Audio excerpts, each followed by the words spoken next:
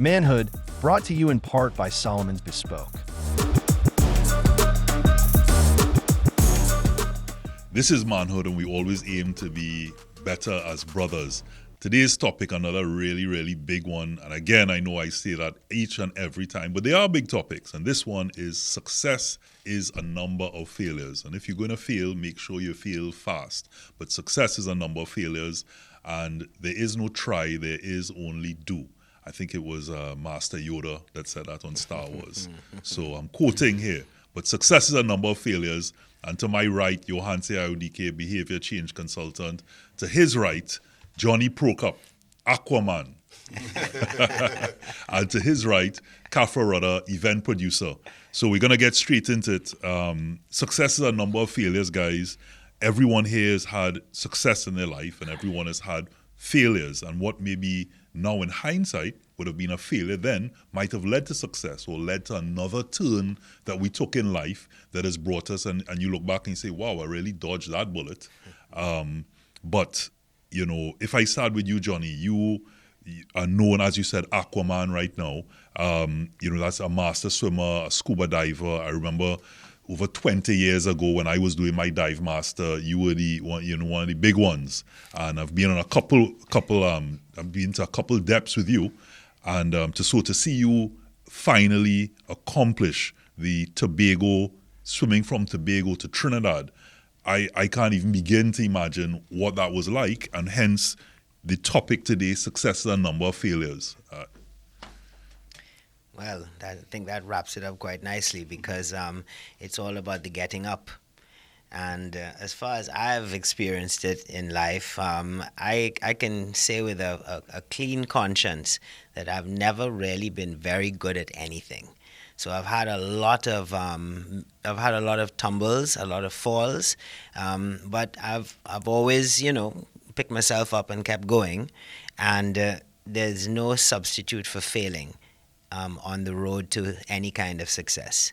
So if we contextualize and put that in to get the juices flowing here today, like what? Because the first thing is someone says, "Oh, I swam from Tobago to Trinidad." Now someone outside of the country might think, okay, well, maybe it's a 200-meter swim or a small thing like a Maracas Open. Yeah. But there's so many aspects of it: the currents, the pelagics, the determination, the fitness. There's so many things, the crew that you would have around you, the support. But let's start with, how does one get up and determine, especially based on the mindset that you said you just had, you've never, and this is your own determination, you've never really been good at anything, but I'm sure people looking back at your life would probably tell a different story. Like for me, when I hear Johnny Procope, I think of a boss diver. Yeah. So to me, you have been very good at things and continue to be very good at things, and now you have the I would say the stripe, the accolade or that you swam from Tobago to Trinidad. But take us through that process, but before and here why it's important too. I remember this when I was in my 20s, right? Mm-hmm. And swimming actively. I remember a brethren of mine, me and him, we were going down the islands. And halfway down, we say, you know what? We tell him, we both was in a group, we both, man, drop us out, let we swim the rest, right? Just off for adventure. And I remember, I wouldn't say it was a mistake, but the water was dark. I underestimate the uncertainty of that, right? So I know I could swim, so drowning wasn't my thing, but it's dark. Kind of. And then the underwater plants, right, was tall enough that it was touching, right? So I swimming and it touching, and I sinking, and I think when I look at it, I could swim now, man. But suddenly when I'm in the water, the distance became this thing, and I started, okay, I need to hurry, right? And that was from right there to right there with no danger of drowning. So when you say Tobago to Trinidad, right? Yeah. Mental, not only the swimming skill, but the mental fortitude, I think it need. I really need to know. Well, I think when I was invited to take part in a triathlon in Tobago about 10 years ago, I went in confident because a friend of mine had filmed me swimming in Store Bay with his drone. And I thought to myself, what? Swimming looking pretty. And I did this Good form. triathlon, yeah. I did this triathlon, and of course, it's a team triathlon. So the guy that I thought, well, I could beat him, he started swimming before me. And then it was in a pool, the swimming part. And then you have to tag off to the rider, and then you have to tag off to, the runner. So the guy who I thought I could beat jumped in before me, and we're doing laps. And then another guy jumped in after me. So I'm concentrating on the guy I think I have to catch. And then before I know it, I see the guy who jumped in after me jumping out of the pool before me. So I'm thinking, well, maybe I miscounted. Or you get up. Or you get lapped. But I wasn't even thinking I get lapped because I was like, how could this guy have possibly swum faster than me, And so I spoke to him after the triathlon, yeah? And he said that he swims with Tobago Aqua Warriors swim team. And I was like, wait, we have a swim team here? And, I went and I met the coaches and I joined up. And that was like 8 years of consistent training every morning of the week at 5 a.m. until 6:45 a.m. with a bunch of teenagers and little kids and coaches who will smile with you before and after, but during it's like hell, right? It's really intense. And this builds up over time. Running French Fort Hill, doing my calisthenics at home, it builds up. And when you're consistent with this kind of training, eventually you develop a base fitness. And one thing leads to another. So I started doing master swimming competitions, down at the Aquatic Center in Trinidad. And then I started experimenting with long distance swimming in the sea. I hooked up with a few guys who also do long distance swimming, and we started talking about, I wonder if we could swim from Tobago to Trinidad. But it was the story of Sandy, the slave, and the revolution that took place in Tobago when slavery had already been abolished in Trinidad and was still being practiced in Tobago.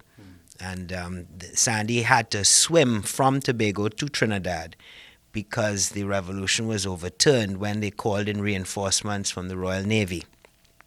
And that was, I wanted to, do an homage to Sandy. And I thought that if it was possible for a slave with no boat, no coconut water and CKA figs like I have, no assistance of any kind, just on pure will to make it.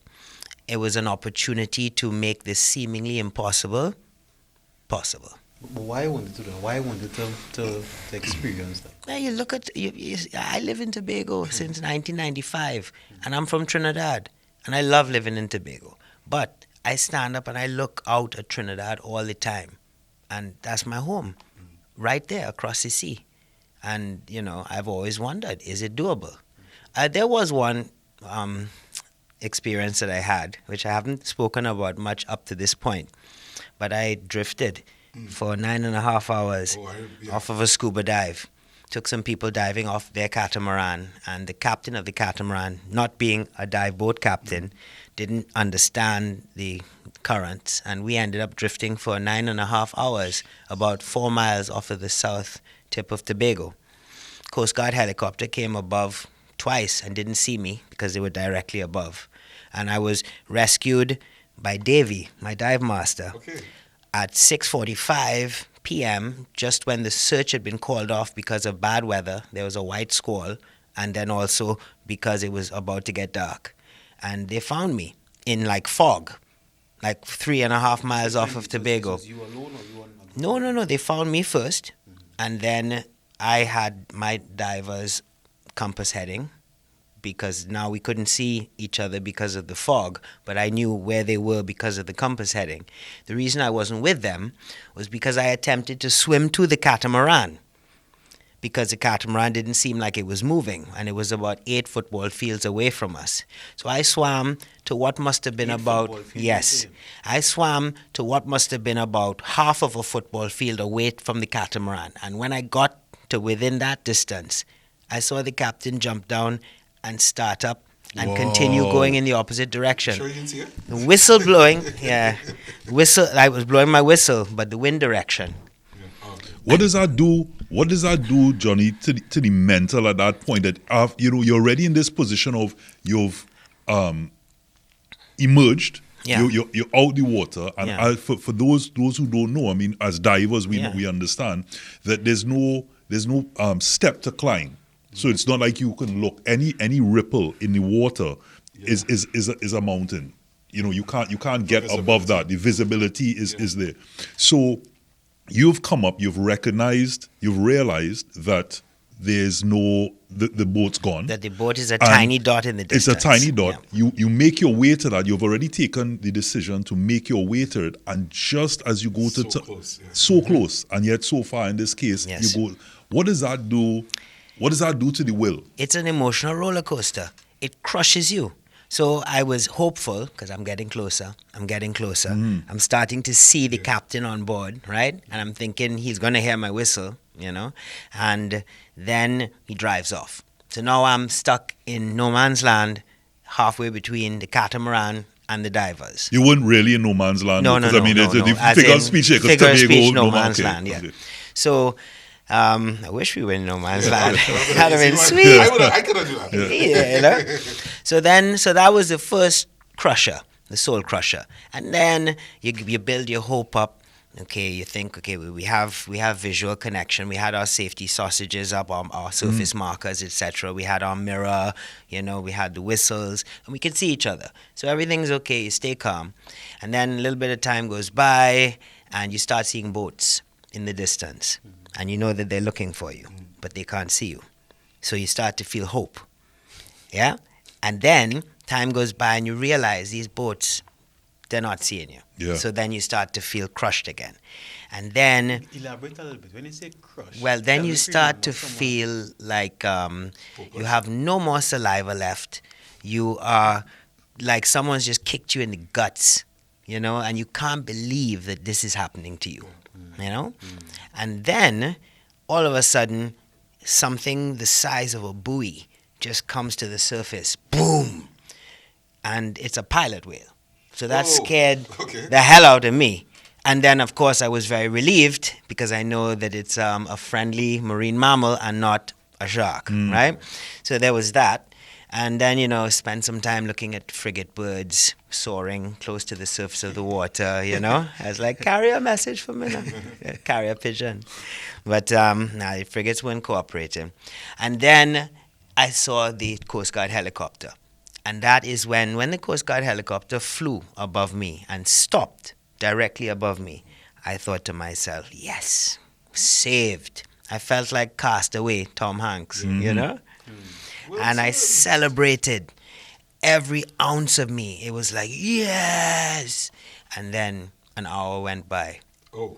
And then another hour went by. Because you don't know that they didn't see you. I didn't know Yeah, that you- they you didn't saw see me them, at that but point. it's I saw yeah. them, obviously. And then after about 3 hours went by, I'm thinking, well, how long does it take for them to send the Coast Guard to my coordinates? And then I saw the helicopter again. And then more hours went by and nothing. And when the weather started to turn and I started to realize how late it was getting, then it became a case of, am I going to be responsible for the deaths of 3 people? What have I done?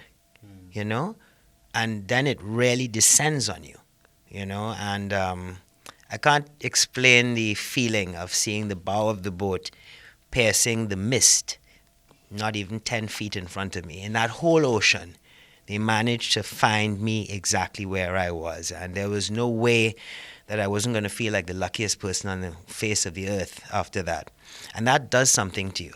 It really does. When you realize the tangibility of, you could have lost your life, So let's take that back, because I've seen so many of these shows. The lady who swam the English Channel, the woman who swam from Miami to from Cuba to Miami, to Florida, yes. and you see all these stories of just pure resilience, dedication, persistence, but even in their stories, the success came with what people would look as a number of failures. To them, it was adjustments. Yeah. But there were, even in those stories, there were moments that they wanted to give up, and something pushed them along to go back in the water. Even though you had a support crew, was some of that experience of what you had during those moments, did it give you that really strong, I mean, a lot of us call it bad mind, but that this determination, like you've been in this predicament in a way where you thought you weren't going to make it, and here you have support crew, but it's like I'm still in that moment. You're still in that moment. Absolutely. And that's where it is for me on a mental level, because I'm able to put myself easily with my imagination in the situation where you have to make it if you want to survive. And it's almost like fooling yourself. I remember I did a swim with my good friend Richard Coneybear, who is going to be one of my support swimmers during the swim around Tobago, which is coming up. Yeah, big up Richie, because he was run over by a boat. And he came back from that. So, yeah, he's like a whole different level. But I was doing a swim with him. We swam from... You know, you laugh, like, but it's not laughter of joy. No. You're just kind of, what? Yeah. No, well, I'm glad you all mentioned it, because hearing about men of resilience is also inspiring to me, because it reminds me that I could make it too now. Right? I mean, it may not be swimming. Everybody have their own thing. Right? But to hear what somebody's surviving, and not only surviving, just pushing through no matter what, because I think the open water is a good analogy for life. Yeah. Right? Uncertainty. The thing is, we don't even know what's going to happen in the next minute. Yes. Right? And then you have your hopes up, because all of us have dreams and hopes, right? All of us have dreams and hopes. And then we reach the point, and then the boatman turn on and just go. Yeah, and so God, now you do all this work, wherever it is, your projects, your goals, your study for something, and you reach this point, and then it's gone. And then what am I left with? That is So exactly I how life is. Yeah, I always remember, there's this image of a fella with a pickaxe. He's underground, and he's chipping away, and just one or two more chips probably To get to the diamonds, and he gives up at that point. And this, life, when we talk about success being a number of failures, a lot of times there's that. And so I want to come back to, before we go to the break, where we're hearing about what happened that gave you sort of that determination, and we understand the success. But and I talk about what gets one to get up in the morning and determine, I'm going to swim from Tobago to Trinidad. But it wasn't your first attempt. No, it wasn't my first attempt. And before I did any open water swim that was like, the first attempt was a 10-hour swim, 11-hour swim. The second attempt was a 12-hour swim. But before I'd done any of that, I left with Richard Coneybear from Arnesvale, and we swam, just the two of us, back when we were relatively naive about ocean safety and thought that our two colorful swim buoys would be enough to protect us against a boat collision, which we were lucky that time. We swam all the way to Store Bay. And what happened was Richie took 2 bottles of water with him, and I took 2 bottles of water with me in my swim buoy pocket. And he had my hand-me-down swim buoy, so he tied his bottles on with string. He didn't do good knots, apparently, because when we stopped at Mount Irving to have our first drinking break, his bottles were gone. So I gave him one of mine. And then we continued. And when we got to Buku Reef, because we hadn't planned the swim properly regarding tide. Yeah, Buku, that's a... Well, we got to Buku Reef, and the thing was, it was getting to be low tide. And we were novices at that time with all this planning. But the stops are the only time you actually have conversation, because it's not like, unless you're doing backstroke, it's not like you can have a chat, as you're swimming. Exactly. So it's really just knowing that someone is there, like buddying up, like in diving. So we get to Buku Reef, and it's low tide, which means we can't swim across it. Yeah. So we have to swim all the way around it. So it turned what was supposed to be a 5-hour swim into a 9.5-hour swim, which ended up being done with 1 bottle of water each. No, just now, people listening. You say 5-hour swim, 9 hours. 5 hours swimming. He said casually. But think about even just walking for 5 hours. Yeah. Yeah. How difficult that can be. Yeah, that's more than a work day. So swimming, he says swimming for 5 hours, the turning into, so you psych yourself up for the 5 hours. Yeah. And then you realize it's 9 9 and a half right? hours. I just putting Yeah. that in the context. And to tell you what, that water that was left in the bottles was hot like tea by the time we were at Buku Reef. So that experience in itself is like an acid test in your mind. And once you know you can swim for 9 and a half hours with one bottle of water, when you have a floating tiki bar with you, with coconut water, watermelon, all of the nice You feel things. invincible. You feel relatively invincible. And then that leads you to, obviously, when I was able to do a 12-hour swim, confidence grows. Then you do a 24-hour swim, confidence grows. But now the question is, have I bitten off more than I can chew? So, Icarus, like don't fly So- too close to the yeah. So we're going to take a break, but I definitely want to come back to still have that understanding as we talk about successes and number of failures as to what, because the swimming itself, even when you have prepared, you have all of these things, like you said, the coconut water, the support team, you have the experience, there's still the elements and there's still that moment. I mean, I recall what breaks you sometimes is when my dad was alive and he had cancer, I was doing a fundraiser for him and decided I was going to do a marathon to do that. And I felt I'd put in the training, and up to 19, 20 miles, I was really good, as in felt that, okay, I'm strong here. So on the day, I was like, man, as you said, support, water stands, people cheering you on, all of these different things, adrenaline. I'm just going to ace this thing. And then 8 miles in on the day, hamstring pull. And I'm like, no, wait, body, hold up. Yeah. We had this discussion. 20 miles in, I'm expecting something here, but not 8 miles in. Yeah. And in doing that, it threw me off. Yeah. And the only thing, like with, is it Sandy? Sandy. Yeah. Sandy, is Sandy, it? yes. Sandy. I had to visualize my dad in all he was going through was at the finish line, and we started off at Freeport, so I'm now entering Chaguanas, and I'm having to make my way to Whitehall in the Savannah, never having done a marathon before, so you don't have the experience to know all of the different stages and what that feels like, and that visual is what drove me regardless. Yeah. Yeah. Even with the number of supposedly successes that I would have had leading up to that moment, to get past that moment of not being able to fail. Yeah. Failure was not a Not choice. an option. It was not an option. It was not a choice, because I would let down so many people at that particular point, including myself. Including myself. I was like, no, nobody. You have to all of this. And I'm thinking, like yourself in the water, that with all of these elements, that you're also telling yourself, okay, why am I feeling a particular way when you may have wanted to give up at that point, when I now have all of these things here that I didn't have when I had my hot water bottle. Yeah, that's right. And I still did X, Y, and Z. So we're going to take a short break. We're talking about success is a number of failures.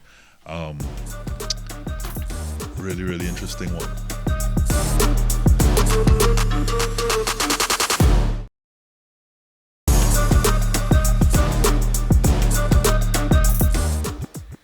All right, we're back from the break, and this is manhood. And in order to be successful, you have to fail a number of times. Indeed. And as you were saying before, in terms of that dive, right? Because I was thinking, it have a point where you have hope, and then something happened that you can't predict, and then you could lose that hope. So if you could get into and explain to us some of the times that you may have felt hopeless.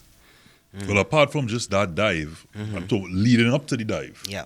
Where you failed, and we're using that word in terms of you didn't accomplish. So not fail in a negative sense. You didn't accomplish what you set out to do by the meaning of that.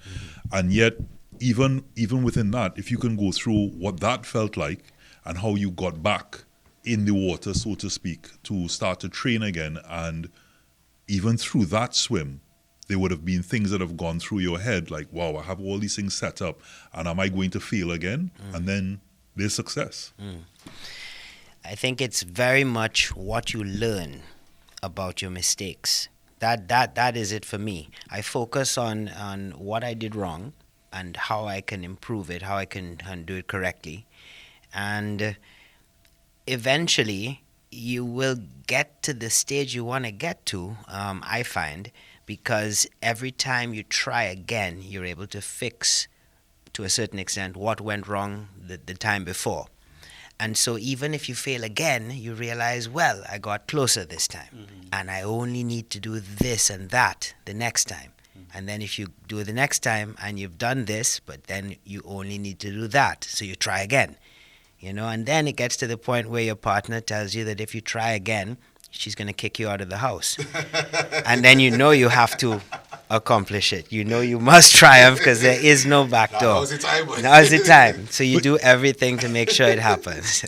To people, including myself, listening to, I've heard, we've had this conversation before, but to people who are hearing this story for the first time, and you're sitting there going, I'm just a failure. I'm not going to try that again.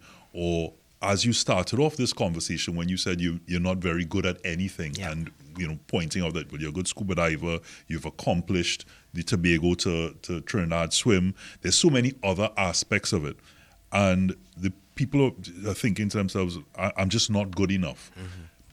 And don't have the will or the zeal to pick themselves back up, because that's a great way of looking at it. Hence the phrase, success is a number of failures. When you look at it, that every time you fail, you're one step closer to that success.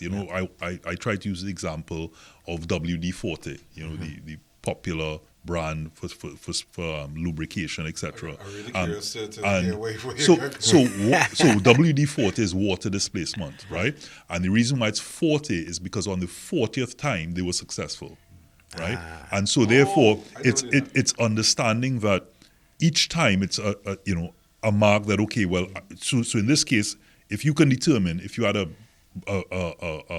what's it called, what's the ball called? The crystal ball. Crystal ball. Right. And you had a crystal ball, you could determine, okay, this is going to take 50 times. Each time you're like, okay, well, wow, I've ticked that off, scratch that off, and I'm now one step closer to success. But we don't. So therefore, it's a matter of determination, or that drive that I am going to succeed. But each time, as Johnny mentioned, you're now saying, okay, well, this is how I have to tweak. This is how I have to pivot. This is how I have to adjust. Another quick example is Walt Disney, where initially he went to banks and, they ran him out the door because it was you wanted to sell us on a swamp and a rat. And I think it took him 212 times before one bank said, okay, and then now we have Walt Disney. There's also the story of what's his name, Colonel Sanders, the KFC guy. I think he only got famous when he was after 50 years old, 50 something like that, and it took him that long to get that going. But these are the people these are the stories that you hear of people that have succeeded based on their drive to continue through the failures. Absolutely. But I'm asking you for what is some advice that people who are listening who may not have that drive, or may not have, say, like for me, my father at the end of the line, because if he wasn't there, I would have probably given up at 8 miles.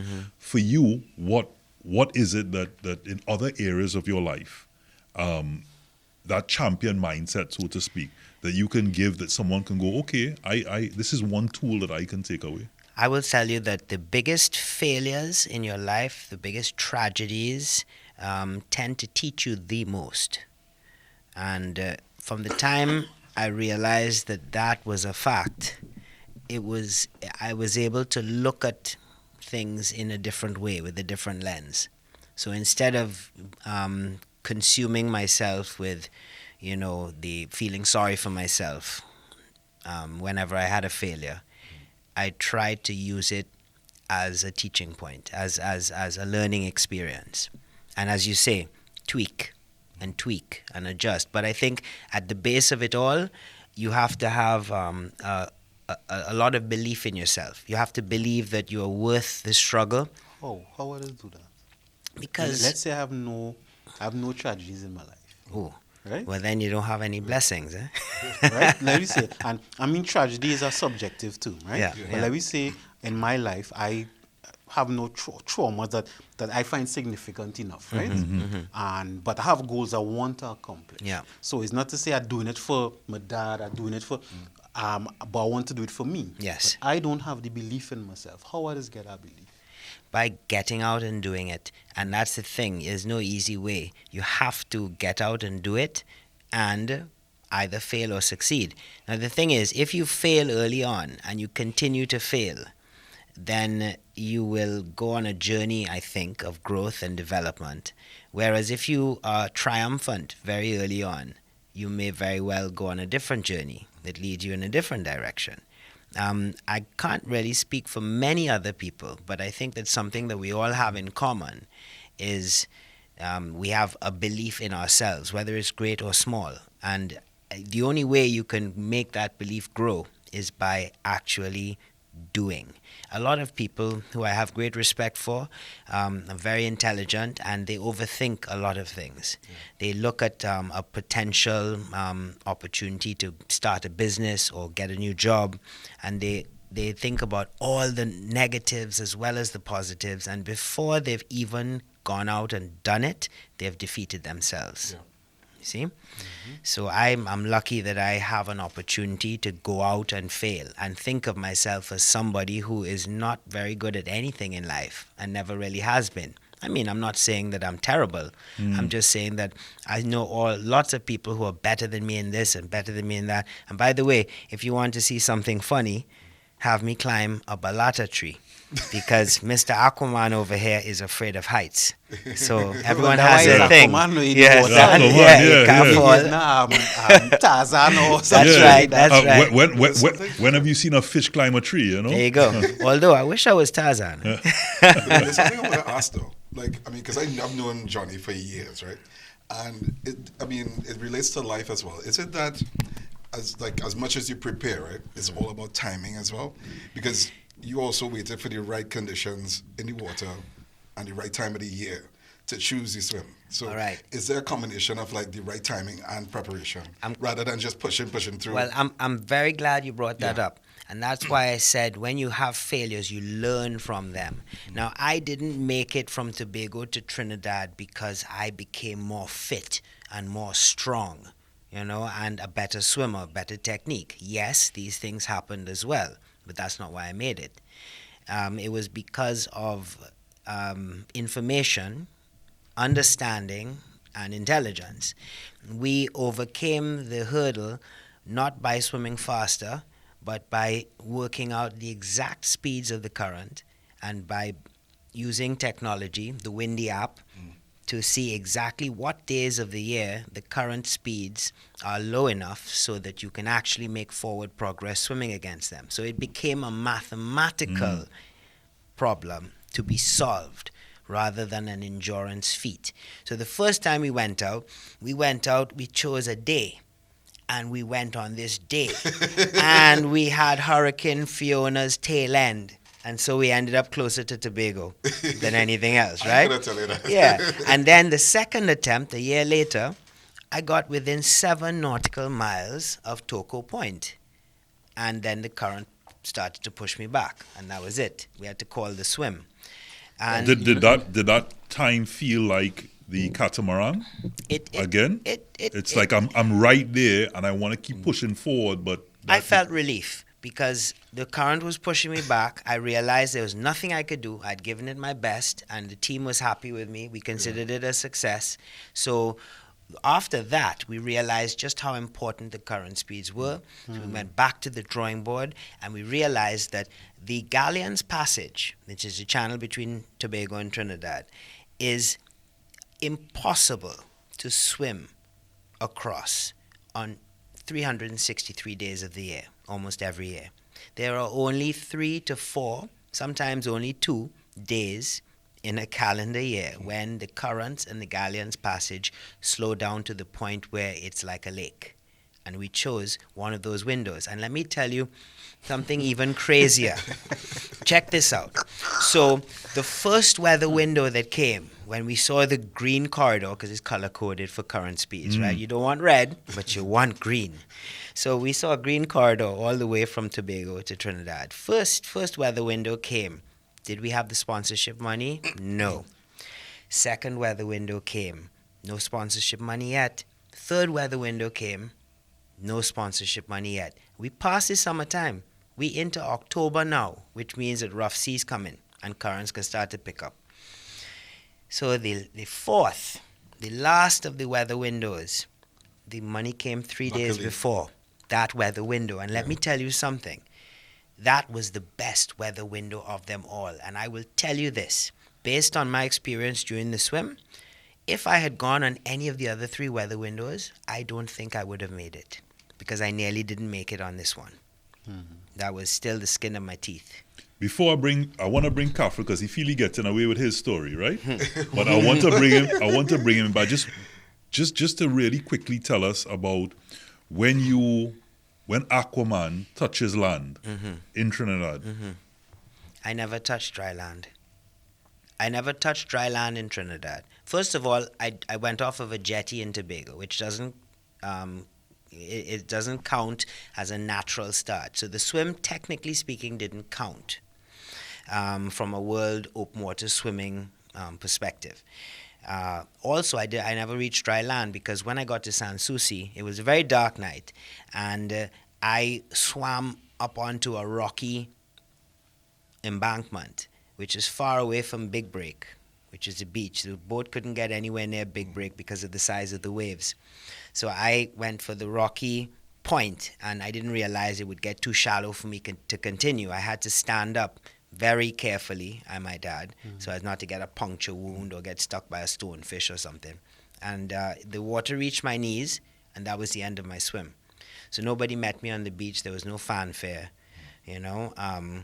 So you walked onto the beach after No, that? I never walked onto the beach because I couldn't get across the rocks in the darkness because that was injury. Right. I spent 24 hours swimming, then to go Yeah. and get puncture wounds at Yeah, the end. yeah. And it wasn't that important to me. I knew I had made it. Right. But it still just a didn't, personal it wasn't victory. ratified as an official shore-to-shore swim, you know?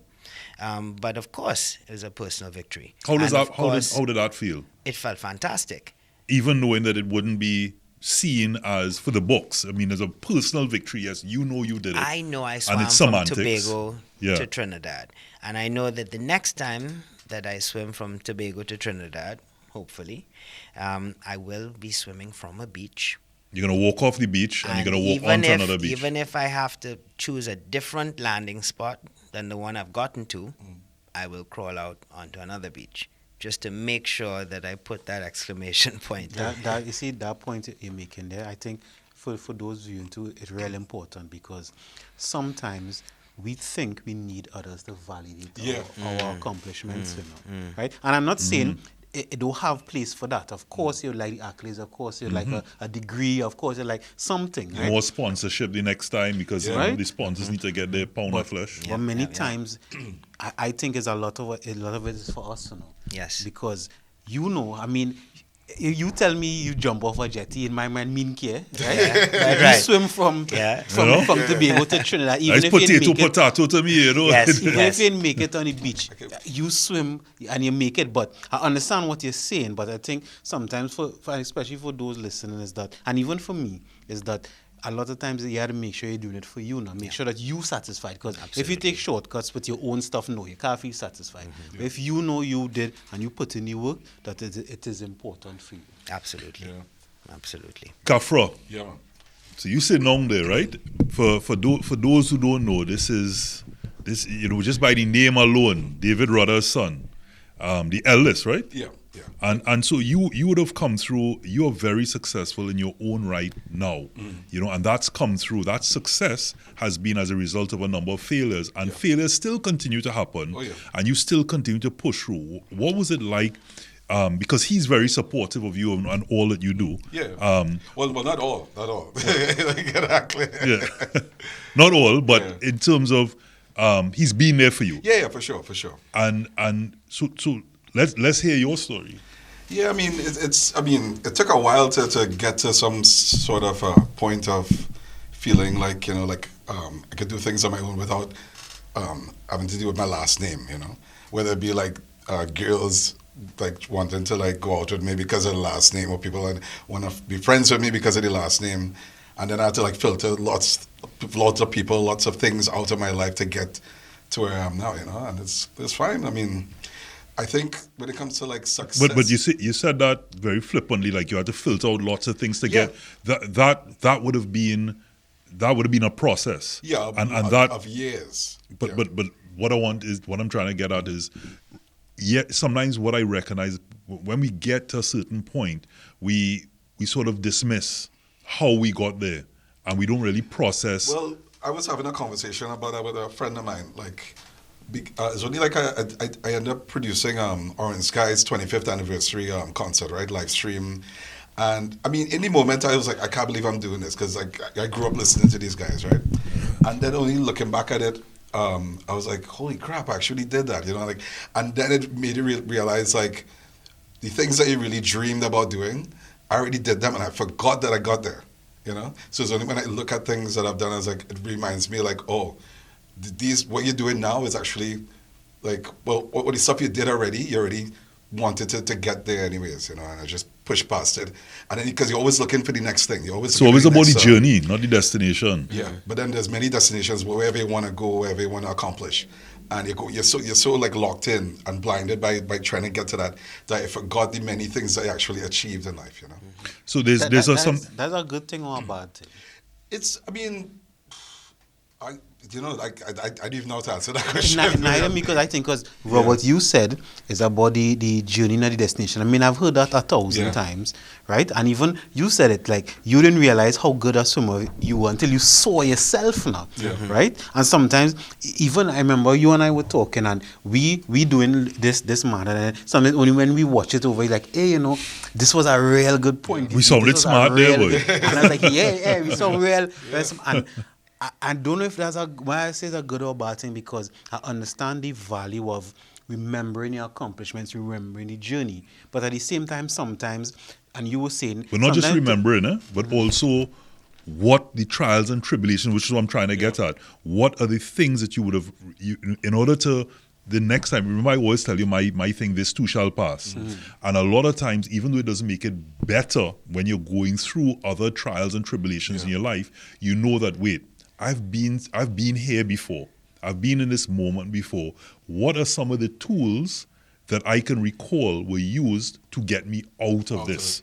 And that's what I was trying to get at with regards to Kafra, to say that as much as he dismissed it, being flippant. Well, I think, I mean, a lot of it was definitely having to, like you said, like trying to push away from that whole kind of thing of having a famous father, right? And I'm actually trying to like, clear my own lane, you know? So I had to like really fight a lot to get to that point. So what does that fight look like? That's what I'm saying. Like, do you like you're in your room and you say, okay, I'm gonna say 4 Hail Marys. That's what I'm getting at. Like, what are some of those things that you can recall? Well, well, one thing is like definitely doing some things that my dad didn't do, but also too, for a while I was doing, I was singing for a while, and then every newspaper, everybody would compare me to him, you know. Until I started people started realizing, wait, now this guy have a whole different thing, you know. And then I started acting, working in film and television, media. So very conscious things. Yeah, so I did my own thing, like, you know, and I'm a little bit crazier. So people could now see that a little bit. I could attest. Yeah. You know, so I mean, I think it was like a lot of trying to prove to myself and to everybody else that like I had something else that was different. But then through life, it always changes. Like 1 minute it could be that. Another thing that pushed me forward is my son. You know, when I think like, oh God, I really can't do this anymore. My son, thinking of him, then it'll make me push through, or like, you know, different things. So there's not just one specific thing. You know. When you say crazy, elaborate on that. Okay, so like if you know, it's like, hey, don't jump off the cliff. Hey, you know, I'll be the one to jump off the cliff. Why?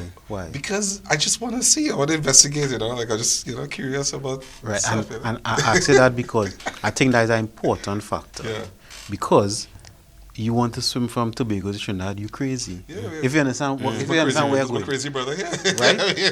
So the dreams that we have for ourselves and the dreams and the goals that people have, sometimes people may think you're crazy. Sometimes you even think you're crazy. Like, the thing you want a club, nah, boy, I don't know nobody do that, but that's what you're supposed to be doing. And I think it's the craziness, right, is what this propel us forward. It's the craziness that, because if you think about any Crazy invention, visionaries.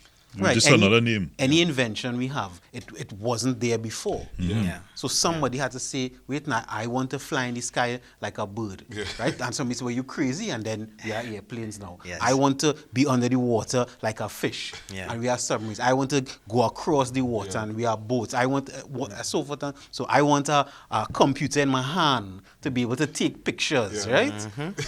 And look what we have That's right. now. So That's I right. think a degree of craziness is what's necessary, I think, to propel us forward. Out And of it the might be box very thinking. crazy, but we had to take a break.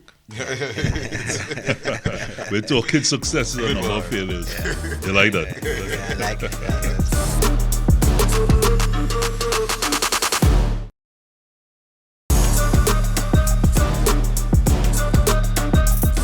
You're watching Manhood, and we're talking about how success is a number of failures. Right. And we was talking, you Kafri, you were elaborating on some of your failures into success. Well, I mean, to be honest, I think I'm still failing all the time. Even though there will always be many successes, but then there always, I'm always trying different things anyway, so I'll always fail at a number of things, So Is it really a failure? I mean, I know what the Yeah. word means. I Yeah. know we say it, but you don't believe sitting here, every time I hear that word failure, Yeah, it's kinda- it's yeah. doing something to Yeah, me. it sounds like a negative. Yeah. Now, when we say success, if you look at it in the phrase, success is a number of failures. It is saying that in every success, the steps to get there may be then perceived, or what will happen is there are a number of failures because it didn't work out that first time. Yeah. But on the road to success, it is part and parcel of what needs to happen. So in that way, it's a positive, but sounds like a negative. Yeah. But in life, and I know, and I'm sure when you say, you've had a lot of failures, when you have a positive mindset to know that, okay, well, I've failed here and I'm going to get up again. As much as they say when you're failing, fail fast, or if you're going to fall upright, so if you can look up, you can get up. But not everyone has that mindset, because I can tell you there are many things in my life that I've failed at, that I haven't looked at it as, hey, this is par for the course. I still probably hold on to some sort of residual... Why is that? Because you feel like I have explanation for because that, I feel like a failure. Because There are areas I have succeeded, and I can look back and I can say, which is why I kept asking you about your process to know, okay, I can look back and I can say, I was here, and this is what I did to get out of it. But that's in one aspect of my life. Other aspects, I go, hey, you just failed, and I can't understand. Because I think, and you could agree or disagree with me on this, I think we have this negative connotation with the word failure because most of us, right, and it may not be our parents' fault, but most of us were kind of programmed or groomed to be perfect. Yes. Wherever perfect is. And not even perfect to our standards, Yeah. perfect to someone else's standards. Yes. So therefore, if I don't meet it, if according to society, I'm Societal not things. wherever and wherever at this time of my life, or I don't have this certain thing, then I am a failure. Yeah. So now, sometimes you're battling yourself. So you're battling what you want versus what you think you should do. You're battling what you want, what your mother, your In father, comparison your as uncle, well. the pastor, everybody. You know, sometimes there's 10 different people at 10 different things, and they will come up to you and say, no, I feel you could be a doctor, you know. And then somebody will say, nah, you had the potential to be a prime minister. Yeah, You yeah, really yeah, wanted to be Aquaman. Yeah, Right? If yeah. you understand Right, what I'm right. saying. So then now, so you're not getting the accolades from nobody because you're not doing what they want. So they look at it, so you're wasting your life. And Yeah. I'm sure people could relate to that. Of course. You're wasting your life, but but there's the thing I like doing. So you're battling with yourself. Yeah, and just, sorry to add on to that, right? Like, like always like comparing yourself to others and people like wondering like, why you're not like, you're supposed to be this and supposed to be that, right? But then when you're doing your own thing, right, and you're trying to go on your own mission, where are those same people to support you on that mission? You know? But also, to Kafra, success. It's no, not but- their but- it's not their mission for you. True. But you want to say, apart from that, the same way we're those same people, what about when someone is, you're putting down yourself, and someone, because of, like you mentioned about overthinkers, but there are also people in there, and I use the word sparingly, mediocrity, like where they may see themselves.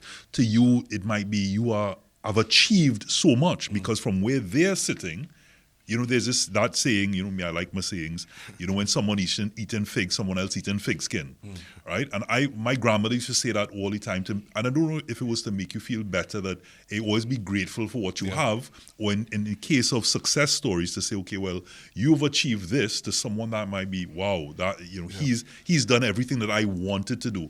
But if you are an overachiever, or you see yourself, say, at Usain Bolt level, then you're not going to be satisfied. You're going to think, I failed. You're not going to look at the number of successes or where you've come from to be able to determine that, okay, well, yes, I might have ran 50 miles, right? But I didn't run 100. Yeah. And then to me, I failed. I think that toxic, Of course it is. It is. Of course it that's is. just how the society As you bring in the society, I'd like to make a finer point of that. I think it's a lot to do with our education system. Yeah. We are taught to be the first in class. And pass tests and and so success is sort of pushed in our faces from very early on. You're either a success or you're a failure. There are education systems which I think would work much more efficiently for a society like ours. And I think that when children are allowed to learn at their own pace and are encouraged to have fun learning, then this dilutes this sense of, am I a success, am I a failure? Something wrong with me. Something wrong with me. Because everyone can do something. And if you tap in to what is special and unique about everyone, then you're not going to get this sort of mentality on a massive scale like we do now. That as I'm listening to you guys, it reminds me of where, again, as we talk about failure, I feel I've failed in many areas as a dad, because one of the things is, as a father, your child is the only person that you really genuinely want to be better than you. With no competition, you want them to be better than you. And in that case, sometimes the drive is there because of, as you might have mentioned, the toxicity of the failures that you experience, or how you feel about yourself. You don't want that for your children. But the way you might communicate that might be toxic, and you might be failing in how you communicate. So case in point. How many of you guys are fathers, by the way? I have a son. Okay. And and you and I don't. Right. I'm actually, I have to say, I have enough respect for you guys as fathers, and I am petrified. There's no, what I'll tell you, Johnny, there's no book. There's no book. Exactly. You're trying to figure it out. So as I'm hearing you about the system, I always think that, the education system as it is at the moment is not exploring the other areas of where you can excel. Like you said, doctors, lawyers, people push that agenda, and they're not looking at how many other people could be producers. Even what I'm pushing in the education system, they're not going to produce what I do. They're not going to produce what any of us do, well, apart from yourself, because that's academic. And I look at that and I say, when you hear that saying, be the best, be your best self, be the best you can be. Now, if I'm really thinking that with my son, be the best you can be, and I have a vision for him, and that's not where his best self will be, then am I looking at him as a failure, and am I pushing that agenda to him? And so I'm doing a disservice. And just hearing this conversation, as I told you at the start, the third, this segment is where you kind of really have a better understanding of things. It's me looking and saying, okay, well, am I failing there? What does that success look like to him? How can I be successful at even what could be perceived as failures to others? Right. And you talked about wanting him to be better than you, the best. You should maybe think about focusing more on wanting him to be happy wanting Yeah. him to Because be able. One say, how you even quantifying better Yeah, than you? yeah, now? exactly. Is it 'Cause- more money? Is it more? Yeah. How you even quantifying? Maybe, it? maybe, that's a maybe good- that's a even good, maybe even for the sure. happiness you speak about, because Yeah. all you really want is health, happiness, Mm-hmm. and happiness above all. Because if you're happy Yeah. in whatever circumstance, the point is you're happy. I know lots of like sad, successful people. Yeah.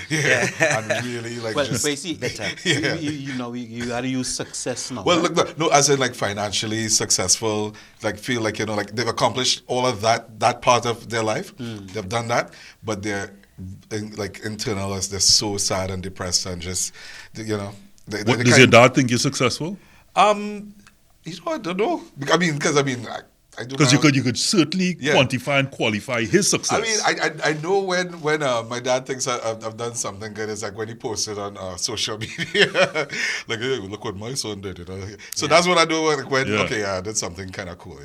But But generally, I think that I have a fair amount in common with Kafra. I think that the analogy of being in the shadow of, let's just say, my family.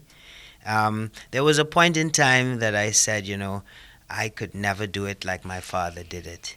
I could never be anywhere near as successful as him. And then something happened, and I realized, yes, that I was comparing myself in a way that was futile. And that when you really flip the script, I bet my father would have loved to live the life I live. Let me ask you something, Johnny, as you brought that Yeah. up. You mentioned about your dad. Do you feel that in your life and lifestyle that there was a certain comfort, not rebellion, a certain comfort to do what you did, because you knew there's part of you that still knew that your family, there was a cushion there. Yes. That if you quote unquote failed, that you would still succeed, because it wouldn't be like someone failing and falling off the face of the earth Yes. and catching their ass, so to speak. You can still have that. Absolutely, an underlying confidence, and also a sort of a sense of freedom, in that I wasn't trying in any shape, way, or form to walk in his footsteps or to follow in the footsteps of the successful people in my family. And I think that was a real blessing, to be able to do something totally different and find happiness and success in that. I want to add on to that, because when you talk about having that cushion and support, I think support from others has a lot to do with one's success as well, not just by yourself. You always need a team, or you always need people like having your back to get you to where you're going. Or else, like, I think you wouldn't be able to make it by yourself. At least I think so. And I want to, because I don't want to close the segment. I would like to come back and finish off points to properly bookend it. And we've spoken about success and failures, and even that false sense of success, that false sense of security, that false outlook. And I want to come back to something you spoke about, where you spoke about leading up to the races or the accomplishment. It started off with you swimming and a friend of yours doing a drone shot. Yes. And when you looked back at that, you realize that, wow, I looked good on the surface. Yes. It's like, when they speak about a swan, on the top looks so graceful, but Yes. under that water, Yeah, beaten up, that gets it to move. Yeah. And in your case, you looked the part on the surface, but then your technique was all... I was making all of the classic mistakes that most people make in swimming. And there's no way that I would ever be able to swim from Tobago to Trinidad if I was still making those mistakes. But the learning process was a very gradual one. And the answers didn't come easily for me. I looked at a lot of YouTube videos. I took coaching, and things just... I had little epiphanies. Little epiphanies all the time. And just as I thought, oh, I reach, then I realized, nah, I'm still going. That kind of thing. So you succeeded in correcting all those failures? No. Listen, No, it was a statement. it's was- happening. I'm getting there. But for example, I'll give you a good one. Now, on the 24-hour plus swim, I got a mild case of salt tongue. which meant I couldn't eat solid food for 4 days after the swim. Salt really mashes up your tongue. So imagine what's going to happen after 40, 48 hours, right? There'll be pieces of my tongue falling out. Really? Oh, yeah. Sodium or bigger. So what am I going to do? Well, I have to elevate my technique once again, and I have to militantly exhale through my nose, keep my mouth closed, and so that when I rotate over onto my side to sip my breath, all of the air is out of my lungs through my nose. And I sip that breath and I go again. So what I have to do now, I love opening my mouth when I swim. What I have to do now is do that entire swim without opening my mouth, or as little as possible. Because I know that changing a technique, especially when you're accustomed to it, can be very disorienting. Very disorienting and difficult. And even for those watching, is that sometimes you're in a habit, you're in a routine, where you realize that's not beneficial to you anymore. But I'm doing that for all my life. I'm doing that. And now we have to change. And just even me thinking about it, when I have to change routines, sometimes I feel like if something wrong. Yeah. So you just want to go back. You want to go your back. old ways, Comfort. You want to go back. But the old ways is not beneficial to where you want to go. So it's pushing through that moment of discomfort. Yes. Which is easy for me to say. That's easier said than But done. it's very difficult when you're actually doing it, because I know a lot of swimmers who are much faster than I am, and their technique is not as good as mine. But they are so good. They're making such good times that they don't want to change their technique, because if they do change their technique, they're going to go through a period where they're not swimming as fast and it's not as comfortable. And Sometimes in you have to order to take- push through, you have to go through that, and then finally you improve. Sometimes you have to take a step back in order to move forward. Absolutely. But it is that confidence to know that. And ironically, you talk about the breathing, and my own research over the past is about breathing technique to get, as a avid hiker, I'm always looking for ways to put more blood into my more oxygen into my blood. Yeah. And one of the things that I learned, of course, is that oxygen is a lazy molecule, and therefore it likes to ride on carbon dioxide. And so mouth breathing is actually very bad for you. So you're supposed to be inhaling through the nose and exhaling longer, almost humming through the nose, in order to oxygenate your blood a lot more. Yes. And a good technique to people who like to mouth breathe is to take your tongue and push it to the roof of your mouth. I think it's called mewing. And so what I'm bringing that up without going too much into it, to say that if you do take a step back, what might be seen as a small failure in the good sense, it is actually going to be beneficial for you in the long term, because what you need more than anything else is to oxygenate your blood. But we've certainly learned a lot in this particular successes and number of failures, and it will be remiss of me to not have a quick conversation before we kind of go around and gather our thoughts on what we all took from today's successes and number of failures. Is you had success in your own determination, and certainly by me, from jetty to rock, so to speak, but you went from point to point because you walked onto the jetty, right? Well, I was told to dive off the jetty to make a splash, but I crawled in very quietly. But a boat didn't put you on the jetty. My point is, you went from land, you're still on your own 2 feet. I went from the jetty.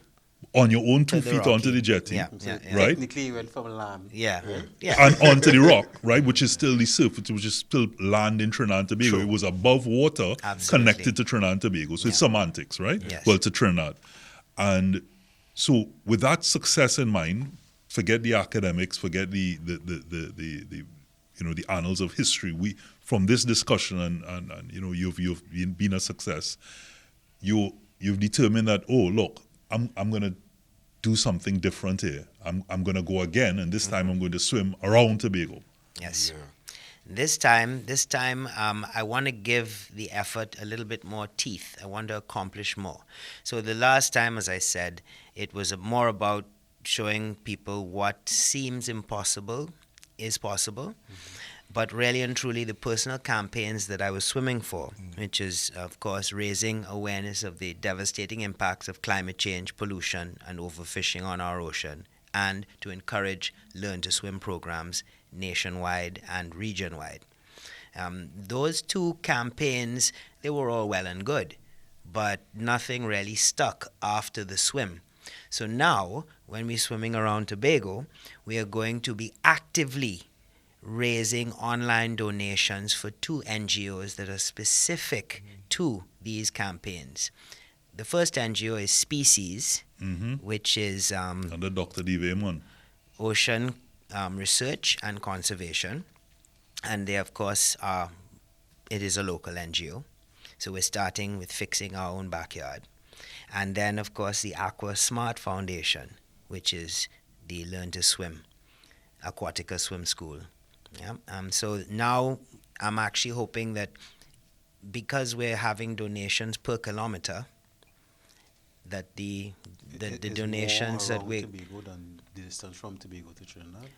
it's twice as long. So instead of swimming for 24 hours, I expect to be in the water for at least 40 hours, give or take. Nice.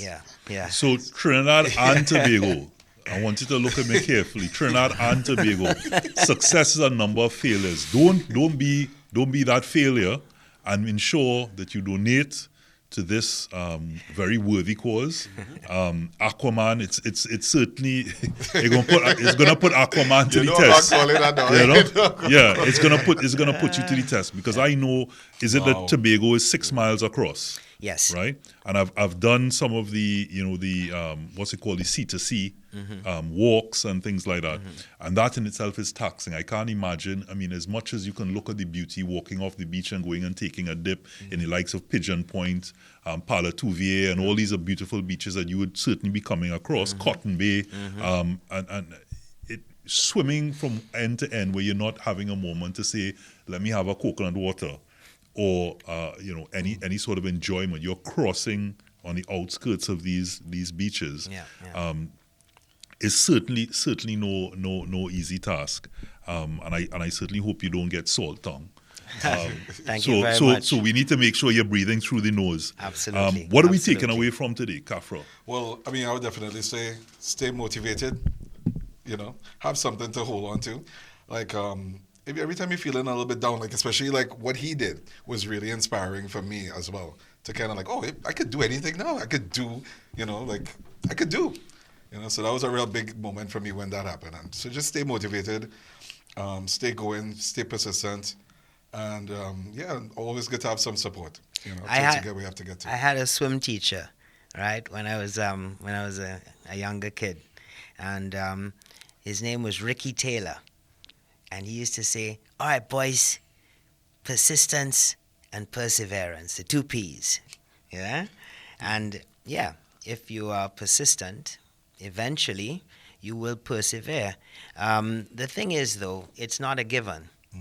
It's not a guarantee, and it's not like you try twice and then and you fail twice and then you're successful the third time. There's no recipe to this, but I think that if you get up when you're knocked down and you learn from your mistakes, you're gonna be on the right path. Keep moving.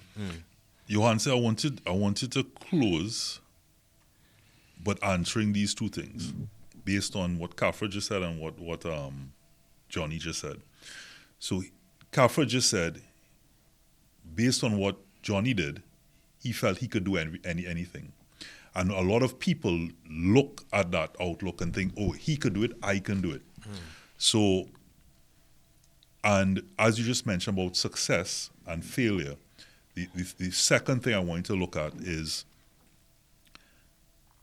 you're not guaranteed for that success. So what measure does one put on himself where you can determine that I didn't fail, I actually succeeded? Is it that you're looking at something? Is it a matter of where, it's a matter,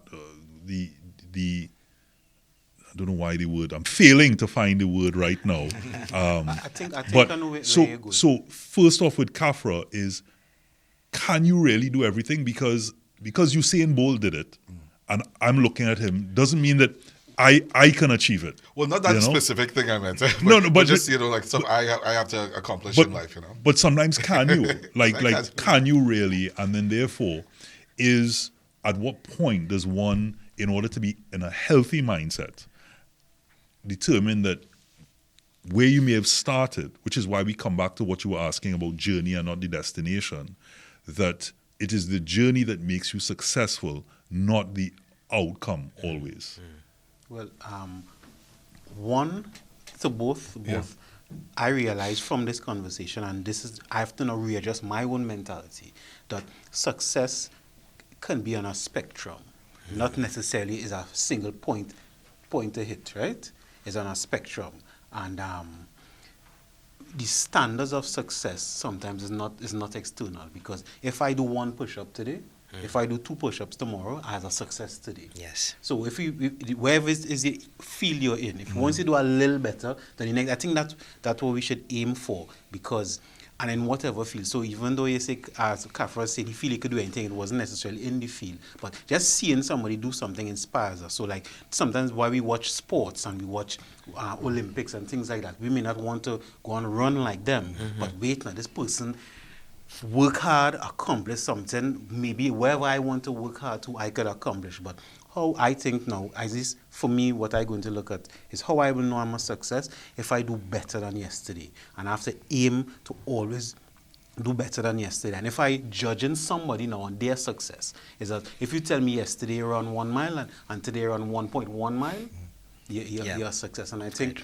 that way we could break somebody's cycles of the toxicity in terms of comparing myself to somebody else, because you use Usain Bolt. Nobody can be Usain Bolt. Yeah, right? true. You could be great runners, right? But you can't be that person. But on Monday, you might run 1 mile. On Tuesday, you might run 1.1 mile. On Wednesday, you might run half a mile. But at least you ran. Yeah. Okay, and I take that time is the persistence. Yes. Persistence. So a real failure is when you stop. Yeah, you gotta keep it. And that is my conclusion. Real failure is when you stop. And gents, I couldn't have said it any better, and that's what I'd like to close on in terms of successes and number of failures. Just simply keep getting up. It's when you don't get up, that's when you fail. Yeah. That's when you stop any opportunity to be successful. So just keep getting up, keep going, and success is a determination of oneself, of others. Jetty to rock is a success. There you go. Good luck in that swim. Thank you. I'll try and make it beach to beach this time. Beach to beach this time. Yeah. Success are a number of failures. Yes. Johanse, Johnny, Kafra, pleasure. This is Manhood. Gracious. Manhood, brought to you in part by Solomon's Bespoke.